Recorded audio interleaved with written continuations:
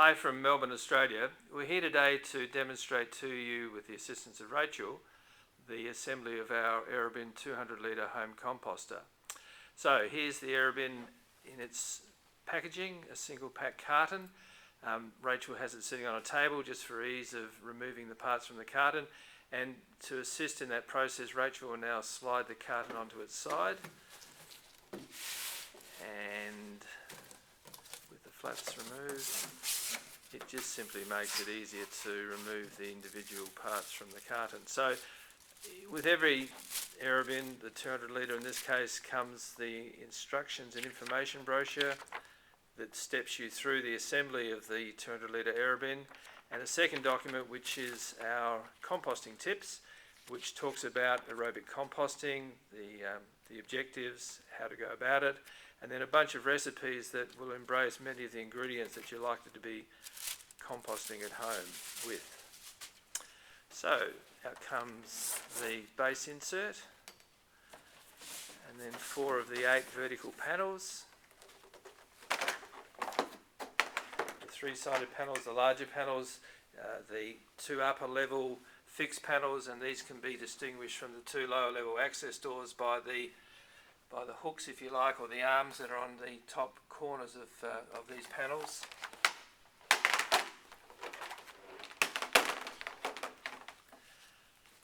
And the interleaving that comes with the packaging can end up back in your composting effort once the bin's been assembled and you're starting to load materials into the bin. The base and lid, more composting material, and the last of the vertical panels. And in this case, another 2 of the 4 3-sided panels, and then the access doors, the lower level access doors. Great. So if we lift the lid off the base, you'll see under the lid the 2 aeration pipe, the aeration lung pipes, and then on the underside of the base, fitted to the underside of the base, are the 2 aeration lung cowls. If you look at the underside of the base, you'll see that on one corner we have our leachate tank tap for draining your leachate or compost tea that you've collected in the base, and flipping that now down on the ground, you'll see that the leachate tank, if you like, is an integral part of the base, as distinct to our 400 litre where it's a separate component. So the base insert is now fitted to the base, and if we get that out again, Rach, we can see that it's fail-safed so that it will only engage in one direction, and even if it's inverted it won't sit down properly. So ultimately the base insert will sit flush with the base, with the perimeter of the base, and that's the surface that the biomass materials that you're loading into your Aerobin will be ultimately sitting on. So now we'll load the first of the aeration pipes into the base centre hub. If you look at the pipe, there's an arrow pointing upwards. That's the direction that should be inserted into that centre hub. And then with the aid of a hammer or a mallet or a piece of heavy timber, hit this repeatedly and heftily until such time that you get a dull thud, which means that that first pipe is inserted fully into the centre hub and is sitting on the base surface. The first of the aeration lung cows are then fitted to the pipe, the second pipe is loaded on, and then finally the last of the 2 cows. And then again, with the aid of a hammer, mallet or piece of heavy timber, give that some hefty strikes until a dull thud, and that means that all 4 parts are engaged into each other. So we can now load the first of the 3-sided panels to the base, and if you look at the base, you'll see that there is some engraving around the top perimeter that says on 2 sides fit 3-sided panel here, and on the other 2 sides fit access door here. So the 3-sided panels in fact will only assemble to 2 of those 4 sides.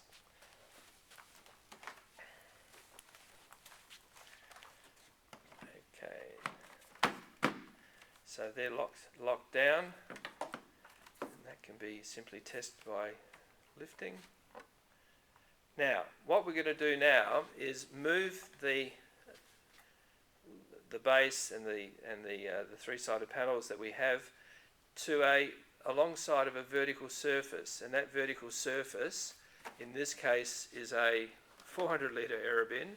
It could be the wall of your house, it could be the wall of your garage, it could be a fence line, it could be a mobile garbage bin, anything that's going to, if you like, provide a surface that will support the assembly operation of the upper level panels.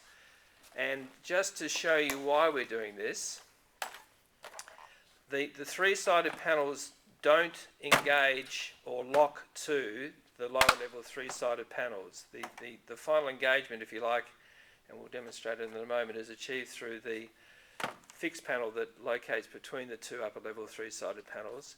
So basically we have an unstable condition that we're overcoming by providing a vertical surface to, if you like, lean this panel against when we assemble it or fit it to the top of the three-sided, lower level three-sided panels.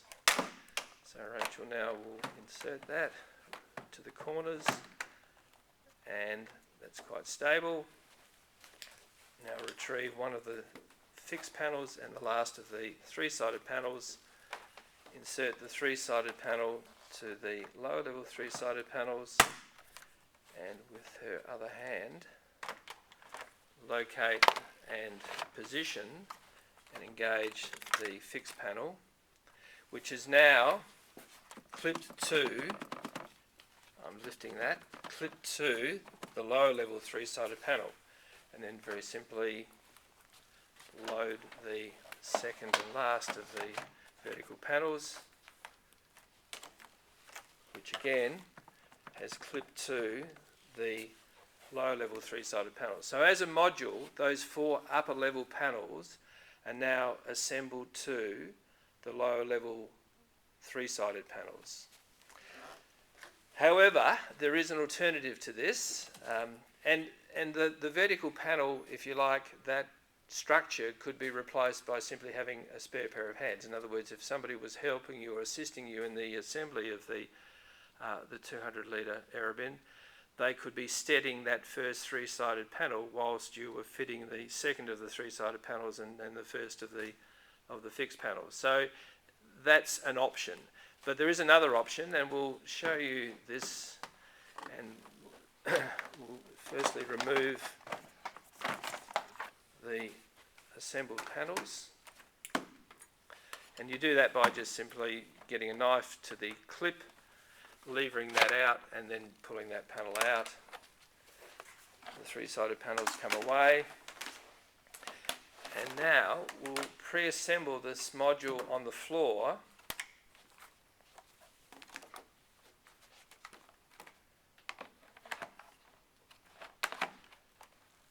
There's the second panel. So we've engaged that as we did on top of the lower level panels.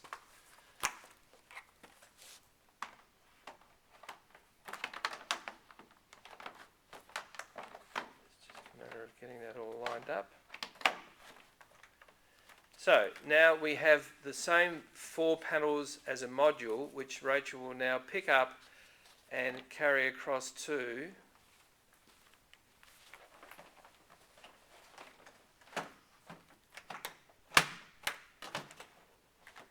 just a matter of joggling the corners into position.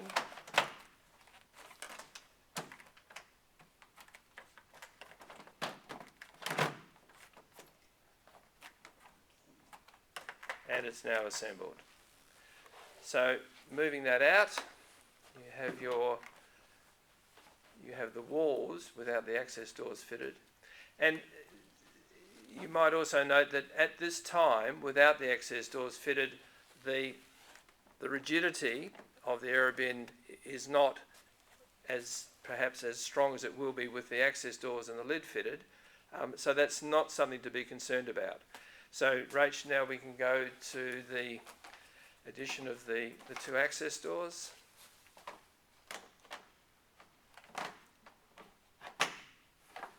So you slide that up and in and down.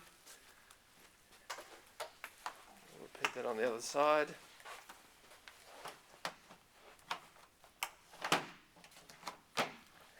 And down. And Rachel, if we come back around this side, just show how that door is now locked to the base.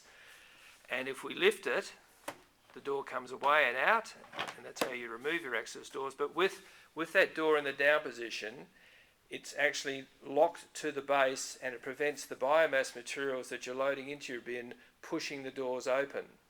Grab the lid. And the hooks on the lid are there for one reason, and that is to enable you to, if you like, free up both hands by hanging the lid on the side walls of the bin when you're loading materials into your Aerobin. No other function. So the lid is then fitted, and that fundamentally completes the assembly of your 200 litre Aerobin.